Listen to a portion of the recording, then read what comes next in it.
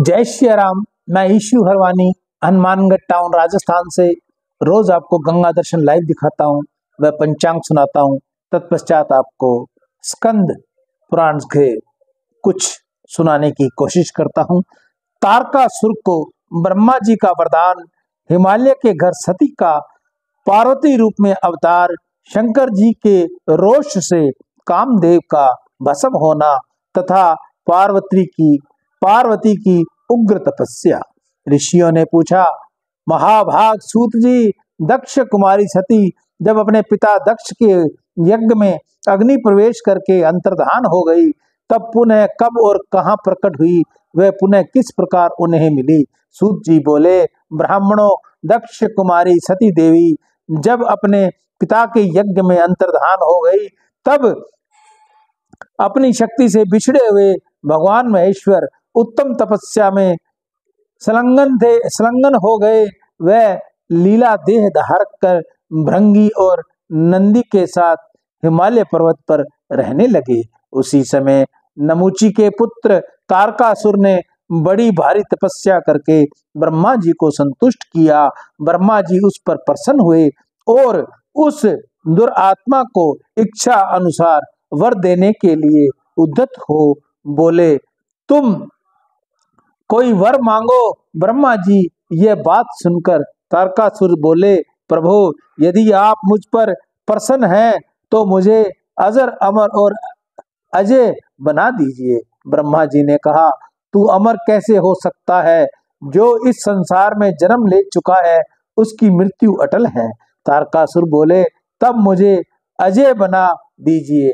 ब्रह्मा ने कहा, दैत्यराज, तू अजय होगा, इसमें संशय नहीं है, परंतु एक बालक को छोड़कर अन्य सबसे ही तेरी अजयता रहेगी। इस प्रकार वरदान पाकर तारकासुर बड़ा बलवान हो गया। उस समय देवता लोग राजा मुचकुंद का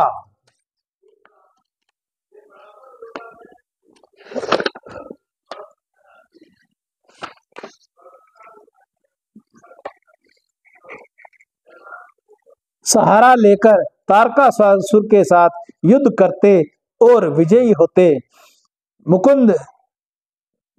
मुचकुंद के ही बल से देवताओं ने विजय प्राप्त की। तब उन्होंने सोचा, इन दिनों हमें निरंतर युद्ध में रहना पड़ता है, ऐसे समय में क्या हमारा कर्तव्य है अथवा भविष्यता का ही ऐसी है? ऐसा विचार कर वे ब्रह्मा जी के लोक में गए और उनके सामने खड़े होकर स्तुति करने लगे। स्तुति के पश्चात वे बोले, महाभाग प्रभु, आप दैत्यपतियों से हमारी रक्षा करें। उस समय आकाशवाणी हुई, देवताओं, तुम जितनी जल्दी हो सको मेरी आज्ञा का यथावत पालन करो। भगवान शिव ने जब कोई महाबली पुत्र उत्पन्न होगा तब वही पुनः युद्ध में तारकासुर का वध करेगा, इसमें संशय नहीं है। सबकी हृदय गुफा में निवास करने वाले भगवान शंकर जिस किसी उपाय से पत्नी का पाणी ग्रहण करें वह तुम्हें करना चाहिए, उसके लिए महान प्रयत्न करो। मेरा ये वचन अन्यथा न होने पाए। यह आकाशवाणी सुनकर देवताओं को बड़ा आश्चर्य हुआ। वे सब बृहस्पति को आगे करके हिमालय पर्वत पर आए और इस प्रकार कहने लगे, महाभाग हिमालय, तुम समस्त पर्वतों के स्वामी हो। यक्ष और गंधर्व तुम्हारा सेवन करते हैं। हम तुमसे कुछ निवेदन करेंगे। हम सब देवताओं की बात तुम्हें माननी चाहिए। लोमश ऋषि जी कहते हैं, देवताओं के इस प्रकार प्रार्थना करने पर पर्वत श्रेष्ठ हिमवान हंसकर बोले, एक तो मैं अचल हूँ, चल फिर नहीं सकता, दूसरे मेरी पांखें फट गई हैं, अतः उड़ नहीं सकता। ऐसी दिशा में मैं आप लोगों की किस काम आ सकता हूँ? देवताओं ने, यदि तारकासुर के संहार में मेरी सहायता आवश्यक है तो मैं पूछता हूँ कि किस उपाय से आप लोग तारकासुर का वध करना चाहते हो वह शीघ्र बतलाएं, क्योंकि यह कार्य तो मेरे ही है। तब देवताओं ने आकाशवाणी द्वारा कही हुई सब बातें कह सुनाई। सुनकर हिमवंत ने कहा, जब शिवजी की बुद्धिमान पुत्र द्वारा ही तारकासुर का वध होने वाला है, तब देवताओं के सब कार्य शुभ हों और आकाशवाणी की कही हुई यह बात सच निकले, इसके लिए आप लोगों की विशेष यत्न करना चाहिए। देवता बोले, गिरिराज, आप देवताओं का कार्य सिद्ध करके उद्देश्य से भगवान शंकर की विवाह के लिए स्वयं ही एक कन्या उत्पन्न करें। तब हिमवान ने अपनी पत्नी से कहा, समुखी, तुम एक श्रेष्ठ कन्या उत्पन्न करनी चाहिए। यह सुनकर मैना ने हंसते हुए कहा, महाबते, हमने आपकी बात सुन ली, परंतु कन्या स्त्री को लोक में डालने वाली होती है, अतः इस विषय में दीर्घ काल तक विचार करके आपको अपनी बुद्धि में से जो हितकर प्रतीत हो वह बतलाएं। अपनी प्रियतमा मैना की यह बात सुनकर परम बुद्धिमान हिमवान ने परोपकार युक्त वचन कहे, देवी, जिस प्रकार से दूसरों के जीवन की रक्षा हो, परोपकार पुरुष को वही करना चाहिए। इस प्रकार पत्नी की प्रेरणा पाकर सौभाग्यवती रानी मेनका ने बड़ी प्रसन्नता से के साथ अपने गर्भ में कन्या धारण की। कुछ काल के अंतराल मैना के गर्भ से कन्या उत्पन्न हुई, जो गिरजा नाम से प्रसिद्ध हुई। सबको सुख देने वाली इस देवी के प्रकट होने पर देवताओं के नगाड़े बज उठे, अप्सराएं नृत्य करने लगी, गंधर्वराज गाने तथा सिद्ध चारण प्रस्तुति करने लगे। उस समय देवताओं ने फूलों की बड़ी भारी वर्षा की। संपूर्ण त्रिलोकी में प्रसन्नता छा गई। महासती गिरजा का जब जन्म हुआ, उस समय दैत्यों के मन में भय समा गया और देवता, महर्षि, चारण तथा सिद्धगण बड़े आनंद को प्राप्त हुए। सती साध्वी गिरजा हिमालय के घर में दिनों दिन बढ़ने लगी। वह कल्याणी कन्या अब 8 वर्ष की हो गई। उस समय महादेव जी हिमालय की कदरा में बड़ी भारी तपस्या कर रहे थे। भगवान के वीरभद्र आदि सभी पार्षद उनके सब और घेरे रखते थे। एक दिन परम बुद्धिमान हिमवान अपनी कन्या पार्वती के साथ लेकर तपस्या लगे हुए महादेव जी के पास उनके चरणों का दर्शन करने के लिए गए। हिमवंत ने देखा, सबके स्वामी भगवान शिव तपस्या में लगे हुए हैं। उनके नेत्र बंद हैं, मस्तक पर जटा जूट शोभा पा रही है, जैसे चंद्रमा की कला विभूति किए हुए है। वे वेदांत वेद्य परमात्मा शिव एक श्रेष्ठ आसन पर विराजमान है। दर्शन करके हिमवान ने भगवान के चरणों में मस्तक झुकाया और मन ही मन बड़ी प्रसन्नता का अनुभव किया। हिमालय बड़े धैर्यवान एवं उत्कर्ष प्राणियों के आश्रय है। वाणी का रहस्य समझने वाले विद्वानों में उसका स्थल बहुत ऊंचा है।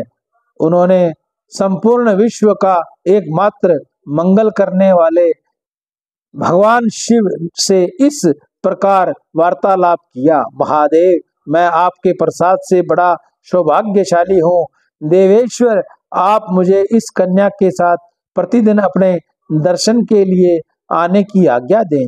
यह सुनकर देवाधिदेव महेश्वर ने कहा, पर्वतराज, इस कुमारी कन्या को घर में छोड़कर ही आप प्रतिदिन मेरे दर्शन के लिए आ सकते हैं, अथवा मेरे दर्शन नहीं होगा। तब हिमालय ने मस्तक झुकाकर पुनः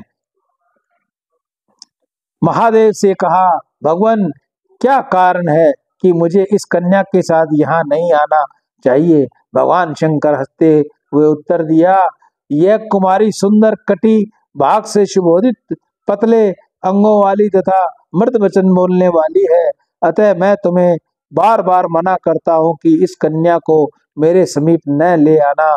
भगवान शंकर का यह निष्ठुर वचन सुनकर गौरांगी पर्वत तपस्वी शिव से इस प्रकार बोली, शंभो, आप तप शक्ति से संपन्न हैं और बड़ी भारी तपस्या में लगे हुए हैं। आप जैसे महात्मा के मन में जो ये विचार उत्पन्न हुआ है, ये केवल इसलिए कि ये तपस्या निर्विघ्न चलती रहे। परंतु मैं आपसे पूछती हूँ, आप कौन हैं और ये सूक्ष्म प्रकृति क्या है? भगवान आप इस विषय पर भली भांति विचार करें। महादेव जी बोले, सुंदरी, मैं उत्तम तपस्या के द्वारा प्रकृति माया का नाश करता हूँ। प्रकृति के विलग रहकर अपने यथार्थ स्वरूप में स्थित होता हूँ। इसलिए सिद्ध पुरुषों को प्रकृति का संग कदापि नहीं करना चाहिए। श्री पार्वती जी ने कहा, शंकर, आपने जिस उत्तम वाणी द्वारा जो कुछ भी कहा, क्या वह प्रकृति नहीं है? फिर आप प्रकृति से अतीत कैसे हैं? मेरी यह बात सुनकर आपको तत्व का यथार्थ निर्णय करना चाहिए। ये संपूर्ण जगत सदा प्राकृतिक से बंधा हुआ है। प्रभु, हमें वाणी द्वारा विवाद करने से क्या प्रयोजन? शंकर, आप जो सुनते हैं, खाते हैं और देखते हैं, वह सब प्रकृति का ही कार्य है। प्रकृति से परे होकर आप इस हिमालय पर्वत पर इस समय तपस्या किस लिए करते हैं? प्रकृति से आप मिले हुए हैं, क्या इस बात को नहीं जानते? यदि आप प्रकृति से परे हैं और आपकी यह बात सत्य है, तो आपको अब मुझे से भय नहीं मानना चाहिए। महादेव बोले, साधु भाषिणी पार्वती, तुम प्रतिदिन मेरी सेवा करो। अब वह प्रतिदिन पार्वती के साथ उनका दर्शन करने लगे। इस प्रकार भगवान शिव उपासना करते हुए पुत्री और पिता का कुछ समय व्यतीत हो गया। तब पार्वती के लिए देवताओं ने मन में बड़ी चिंता हुई कि वह सोचने लगे, भगवान महेश्वर गिरिजा का ये पणि ग्रहण कैसे करेंगे? तब उन्होंने कामदेव का आह्वान किया। आह्वान करते ही इंद्र का कार्य सिद्ध करने वाला कामदेव अपनी पत्नी रति और सखा वसंत के साथ आया और देव सभा में देवराज के सम्मुख उपस्थित हो गर्व युक्त वचन बोलने लगा। सचीपते, शीघ्र आज्ञा दीजिए। आज मैं आपका कौन सा कार्य सिद्ध करूं? मेरा स्मरण मात्र करने से कितने ही तपस्वी अपनी मर्यादा से भ्रष्ट हो चुके हैं। इस मेरे बल और पराक्रम को आप अच्छी तरह जानते हो। शक्ति नंदन पराशर को भी मेरे पराक्रम का ज्ञान है। इसी प्रकार से भृगु आदि बहुत से अन्य ऋषि मुनि मेरी शक्ति जानते हैं। महान बल और पराक्रम से संपन्न क्रोध ही मेरा भाई है। हम दोनों से संपूर्ण चराचर जगत की प्रस्त किया है। सबको हमने मोह महासागर में डुबो दिया है। कामदेव की गविले वचन सुनकर इंद्र ने उनकी पीठ ठोककर कहा, वीरवर, पूर्व काल में तुमने जो जो कार्य किए हैं उनका किसी प्रकार वर्णन नहीं हो सकता। हम सब देवता तुमसे प्रस्त हो चुके हैं। मदन, तुम सदैव हमको जीतने में समर्थ हो। इस समय देवताओं का कार्य सिद्ध करने के लिए तुम भगवान शंकर पर चढ़ाई करो। महामते, ऐसी चेष्टा करो कि भगवान शिव पार्वती के साथ विवाह कर लें। देवताओं का इस प्रकार प्रार्थना कर कर संपूर्ण विश्व का मन मोह लेने वाला मदन अप्सराओं को साथ लेकर बड़ी उतावली के साथ चला। हिमालय पर पहुंचकर योद्धाओं में श्रेष्ठ कामदेव, रति और वसंत के साथ सब सुशोभित दिखाई देने लगा। उनके मन में पिनाकपणी भगवान शंकर पर विजय पाने की अभिलाषा जाग उठी थी। रंभा, उर्वशी, पुंजकर स्थला, सुकेशी, मिश्रकेशी, सुंदरी, तिलोत्तमा तथा इसी श्रेणी के अन्य अप्सराएं वहां कामदेव के कार्य में सहायक देने के लिए आई। वहीं पर आकाश असमय ही कोकिलाओं की इच्छादिति हो गए। अशोक, चंपा, आम, जूही, कदम, नील, चिरौंजी, कटहल, अमलतास, चमेली, अंगूर की लताएं तथा अनेक प्रकार के नागेशकेश्वर वृक्ष हरे भरे फले फूले दिखाई देने लगे। इसी समय धुरंधर कामदेव ने देवदारू वृक्ष की छाया में बैठकर अपने धनुष पर 5 बाण चढ़ाए और भगवान शंकर की ओर दृष्टिपात किया। वह उत्तम आसन पर विराजमान हो तपस्या में संलग्न थे। उनकी जटाजूट में गंगा विराजमान थी। चंद्रमा की कला उनके मस्तक की शोभा बढ़ा रही थी। उसके श्री अंगों को कांति कपूर के समान गोर थी। तपस्या में तत्पर हो रुद्राक्ष माला और विभूति से भूषित होकर वह बड़ी शोभा पा रहे थे। वसंत सहित कामदेव ने जब महादेव की अपने बाण से बांधने की इच्छा की, उसी समय परम मंगलमय जगत जननी गिरजा अपनी सखियों के साथ पूजन करने के लिए भगवान सदाशिव के समीप आई। वह चंद्रमा की किरणों के समान मनोहर थी। उन्होंने भगवान नीलकंठ से कंठ में धतूरे के फूलों की माला पहना दी और सुंदर वद नार विंद से सुशोभित त्रिनेत्रधारी भगवान शिव की शोभा निहारने लगी। इसी बीच में वसंत की सहायता पाने वाले कामदेव सम्मोहन नामक बाण से भगवान महेश्वर को बींध डाला। बाण का आघात लगने पर शंकर जी ने धीरे से नेत्र खोलकर पार्वती की ओर देखा और संपूर्ण मंगलों को भी मंगल में बनाने वाली एकमात्र देवी लोक पावनी गिरजा नंदनी की और दृष्टि डालते ही कामदेव ने उसे व्याकुल कर दिया। वे पार्वती के दर्शन मात्र से ही मोहित हो गए। फिर सहसा अपनी स्त्री का ध्यान आते ही भगवान शिव नेत्र आश्चर्य से खिल उठे। उन्होंने मन ही मन खेद प्रकट करते हुए कहा, मैं स्वतंत्र हूँ, निर्विकार हूँ। मैं तो आज इस पार्वती के दर्शन से मोहित क्यों हो गया? कहाँ से, किससे और किसने मेरा ये अप्रिय कार्य किया?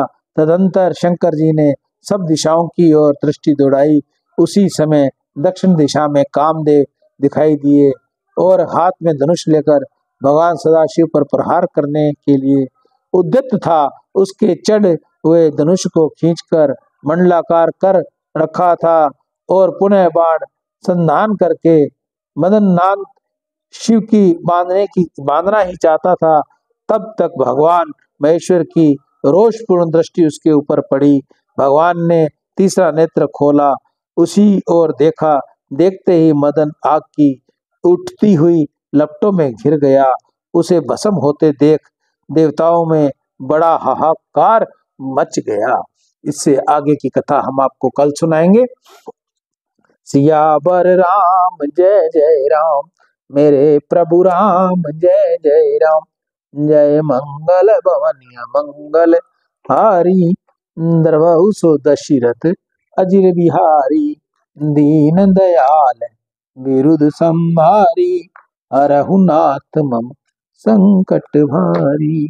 मैं ईशु हरवानी हनुमानगढ़ टाउन राजस्थान से रोज आपको गंगा दर्शन लाइव दिखाता हूँ, वह पंचांग सुनाता हूँ। तत्पश्चात स्कंद पुराण की कथा सुनाता हूँ। स्कंद पुराण की कथा कहते हुए आपको सुनाते हुए शब्दों में बहुत त्रुटि हो जाती है। मैं अनपढ़ होने के कारण जैसी मेरी बुद्धि है उस बुद्धि के अनुसार मैं आपको सुनाता हूँ। आप जानी जान है, आप राम के स्वरूप मेरे सामने हैं, तो मैं आपसे अपनी गलतियों पर क्षमा मांगता हुआ दंडवत प्रणाम करता हूँ कि आप मुझे क्षमा करेंगे। जय सिया राम।